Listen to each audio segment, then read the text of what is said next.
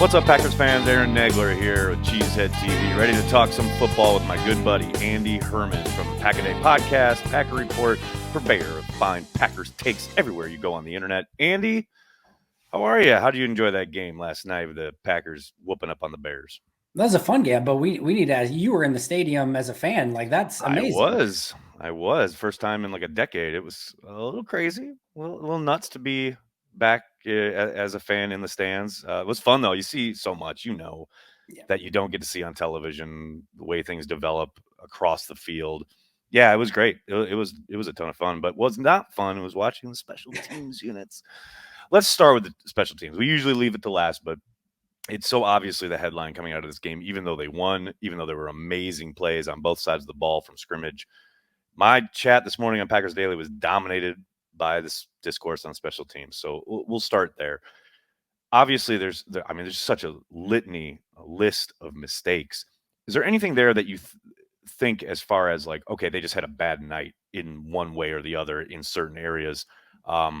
Or is it systemic? Do you think this is a major problem that could be an issue throughout the rest of the season?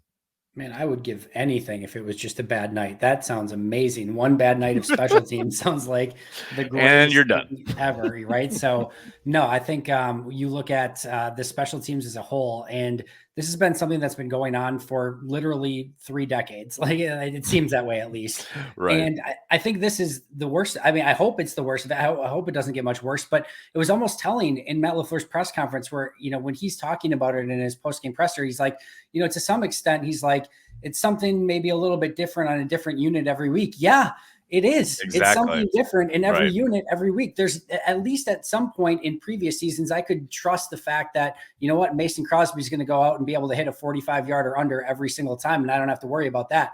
Now I got everything to worry about. I got punt coverage, I got punting, I got kicking, I got kick return, I got punt return. There is no safe space on special teams. And I know that this is ultimately going to fall within Mo Drayton's household and his purview, and rightfully so. However, this is everything to me. This is from the top up. This is from GM to coach to players to everything, because this team, and we've talked about this before, this isn't new. This team does not have a returner. You can put, and it's so obvious over the course of this season. You can put kick returner next to Malik Taylor's name. That does not make him a kick returner. You can put him. You can put punt returner next to Amari Rodgers' name. That does not make him a punt returner. They have 53 roster spots and 16 practice squad spots to find somebody who can catch a ball. That's the lowest hanging fruit at this point, just catching the ball. I would take that at this point. So no, there's nothing that I have any level of confidence in right now. I do think that hopefully this is their worst game, but as I mentioned yesterday,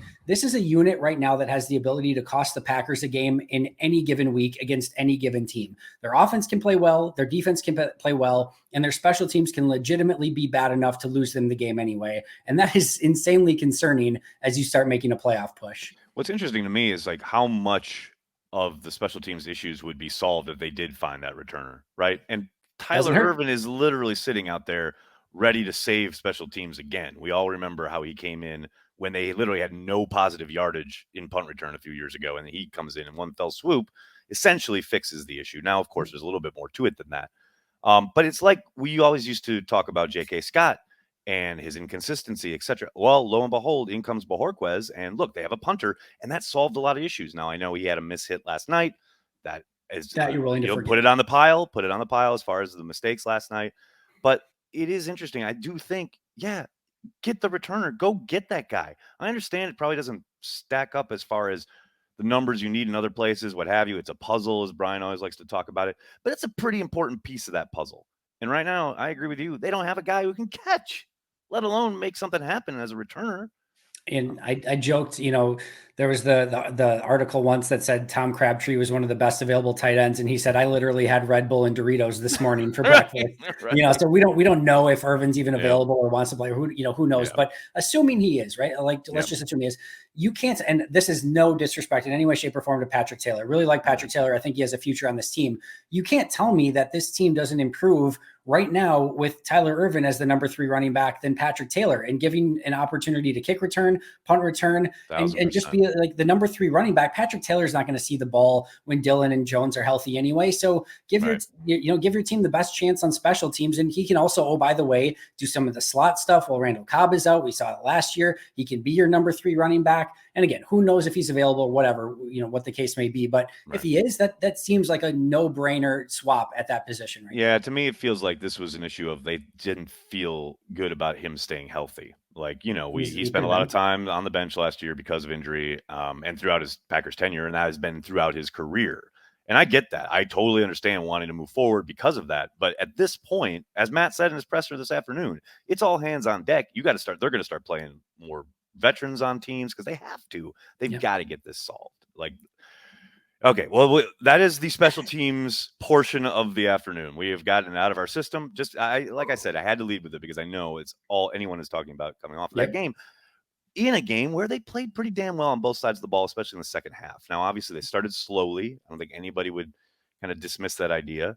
But, man, watching Aaron Rodgers, like you intimated, I was there across the street yesterday. And, man, watching him in person, it's been a while. And you just kind of have to marvel at his command, his accuracy, the stuff he did as far as placement, whether it's the 3rd and 18 he completes to Lazard early in the game, whether it's the rainbow pin drop to Jones for a touchdown, the Devontae double move for a touchdown. I mean, those placements are insanity. And he just makes it look so routine. It's hard not to, it's impossible to praise him enough in the sense of, you talk about field tilters, a guy who just makes all the difference. You always have a chance when he's under center, et cetera. Whatever platitude you want to throw his way, he absolutely earned it last night and has really essentially his last couple of games.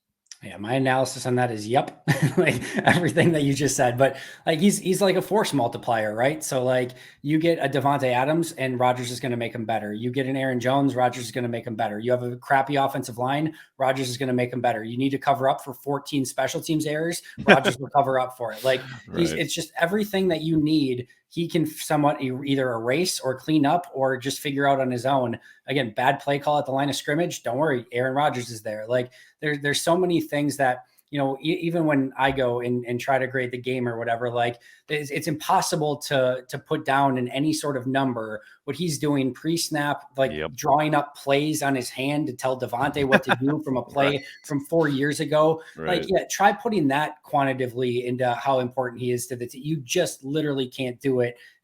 I'm like, it's such an important conversation to have because I know for me personally, I mentioned this on the podcast this morning as well. Like I generally don't lead with, and a lot of times even talk about Aaron Rodgers most weeks because most people saw him on the field, right? And B, like that's what's going to dominate. He's the most conversation, and he's the most watched guy on the field. He always exactly will. Right. So I don't need to tell him all the time, but I get that. There's weeks like this where it's worth going into extra depth and detail into what he's doing. And this has been 3 weeks in a row now where he's been nothing short of phenomenal.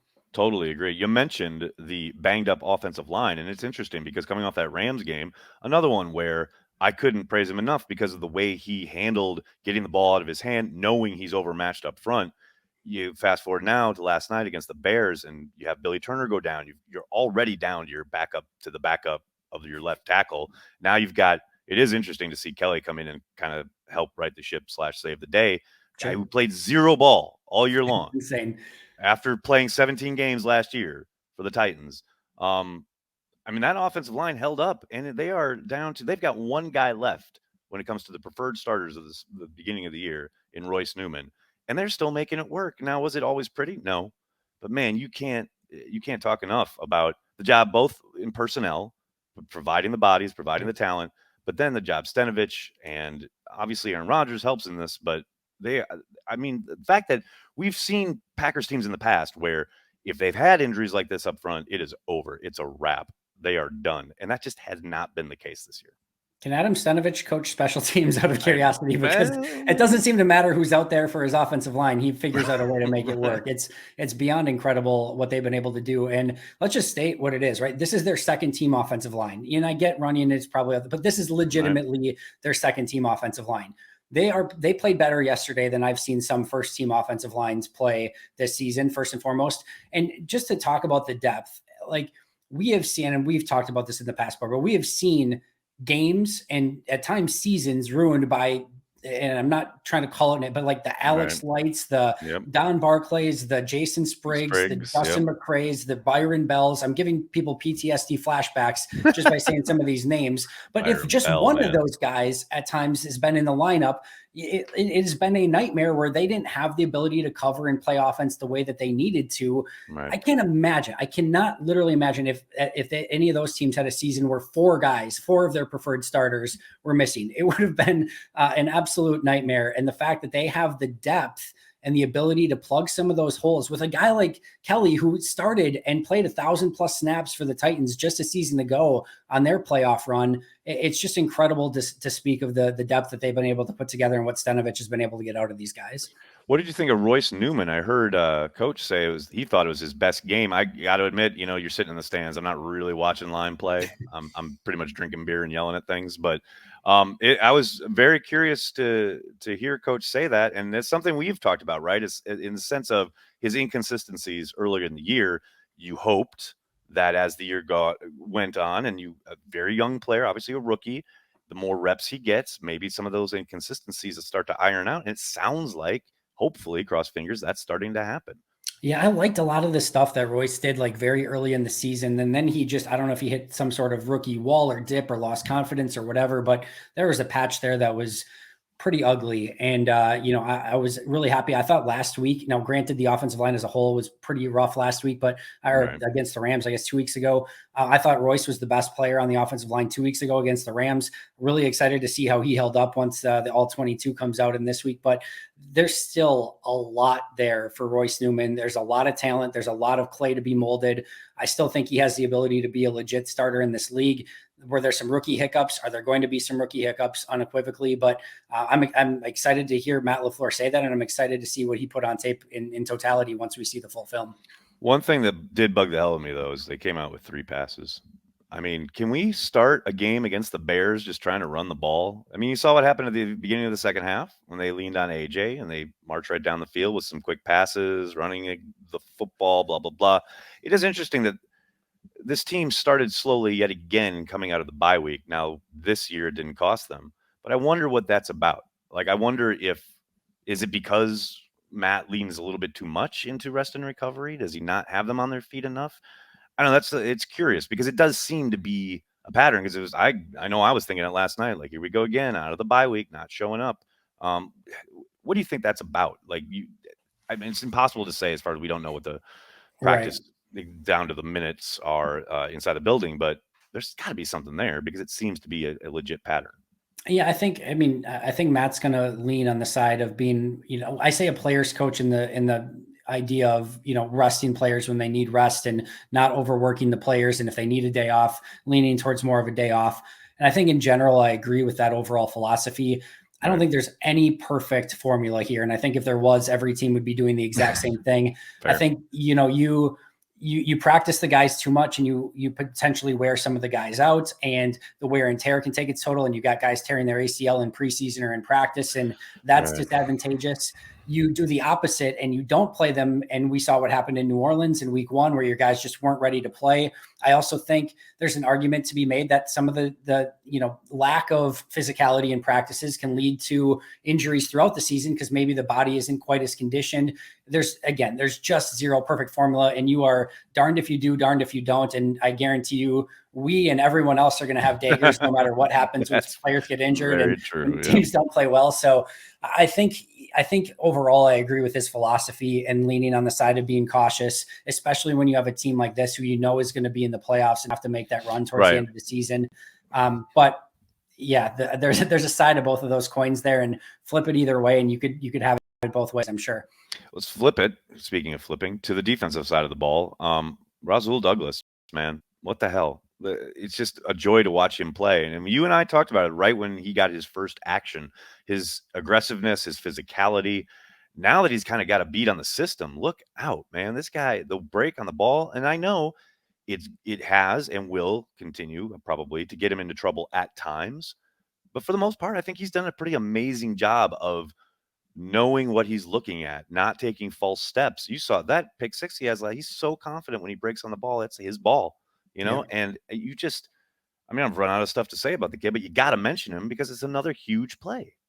Is this the best just out of nowhere story since Samkon Gatto? Like, right, it's getting there, man. It is absolutely getting there. And the thing with Samcom was like that wasn't a lost cause of a season. right. Like, this is a Much more potential Super important. Bowl run, Yeah, it's incredible. Crazy. And I've said, like, I've been waiting at some point for the Cinderella slipper to fall off in this storybook season to just kind of like at some point, like, and I know these aren't exactly the best of the best teams in the world, right? But Carolina doesn't resign him. The Raiders cut him. The Texans cut him. Cardinals can't find a spot for him on their roster and keep him on the practice squad. Like, at some point, these teams have to sort of know, right? Like, hey, it's just not there. You would think. Hell, and you buried the lead. The Eagles freaking won a Super Bowl with him on the roster and then cut him. Good point. Good point. Very good point. What? So, yeah, like at some point you're just sort of expecting the story to end or like something to fall apart. I'm done with that. He's a darn good cornerback and he knows how to play. And sometimes, different players have different sort of, realizations that their career may be on the line at different times. And when you have 4 teams that basically passed on you at different points this season, now you get a chance to be on the active roster in Green Bay and get playing time. You have to sort of know it's now or never, right? I need to put this together. I need to put in and I'm not saying he wasn't before, but it is probably a little bit of a now or never mentality. And it's clicked. It's the right scheme for him. It's the right system. He's playing his best football at the right time. And kudos to, again, Gutekunst and company for finding him and the scouting staff. Kudos to Jerry Gray for getting him confident and ready to play. But more than anything, kudos to Rasul Douglas for playing the way that he is playing because he is balling out and he is a fun player to watch. No question about it. Going forward in the formation or the defense, if you will, looking at the front and the pass rush last night. Now, obviously, you have a huge play from Preston. You had a number of, I thought, really good plays from Preston. But overall, it was interesting to me. They had real trouble with contain on Fields. I mean, you talk about a guy who had not only great pocket presence, knowing when to escape out, but also escape up. Now, we did see Kenny get him that one time, but it was, I mean, with Lamar Jackson on the slate next week, and it sounds like he will play, according to the news coming out of Baltimore this afternoon. I mean, that's a real issue. And I thought that was something they had done well against Russell Wilson and Mahomes earlier in the year. But man, Fields, I didn't know what they were doing because they kept leaving him alleys. And, as well as they played at times, especially in the second half, that was a major issue yesterday.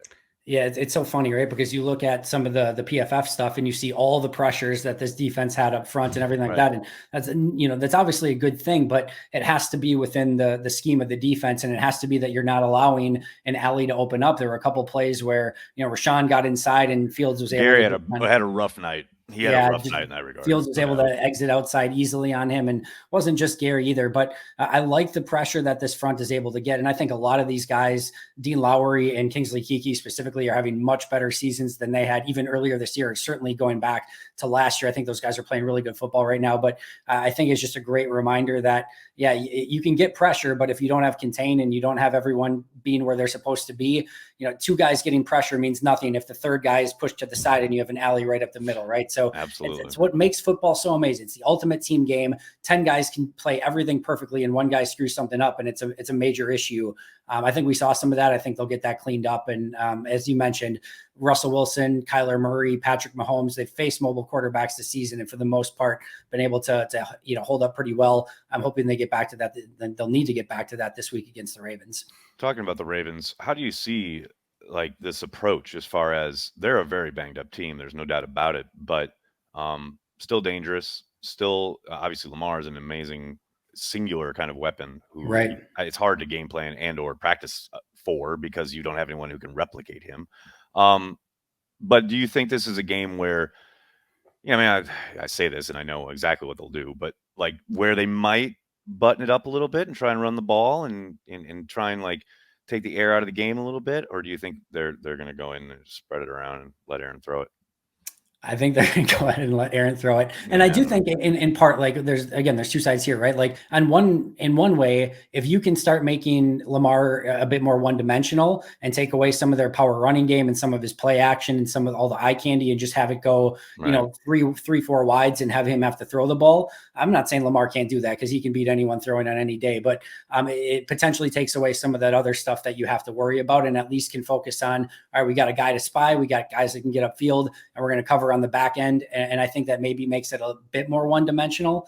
But again, at the same token, you keep him off the field and you can get your run game going. There's advantages to that too. So I think Matt LaFleur, if he would tell you, is going to say they're going to take what the defense gives them. And if they give them running opportunities, they'll run. If they give them passing opportunities, they'll pass. If they give them running opportunities, they might pass too. Let's be real. But I think overall, they're going to take what the defense gives them. Oh, man. We say all this. We talk, offensive approach, what they might do on defense to Lamar. And then, the special teams will show up and give up a 97-yard return or something. So I don't even know why we bother, because exactly. The special teams are the real wild card. Andy, I can't thank you enough for hanging out and talking ball with me, talking football right here on Cheesehead TV, hopefully after every game. Andy, thank you so much for the time, man. I hope everyone checks out Andy's work at Pack-A-Day Podcast, Packer Report, everywhere he goes on the internet. Andy, thanks so much, man. Appreciate that. Thanks so much.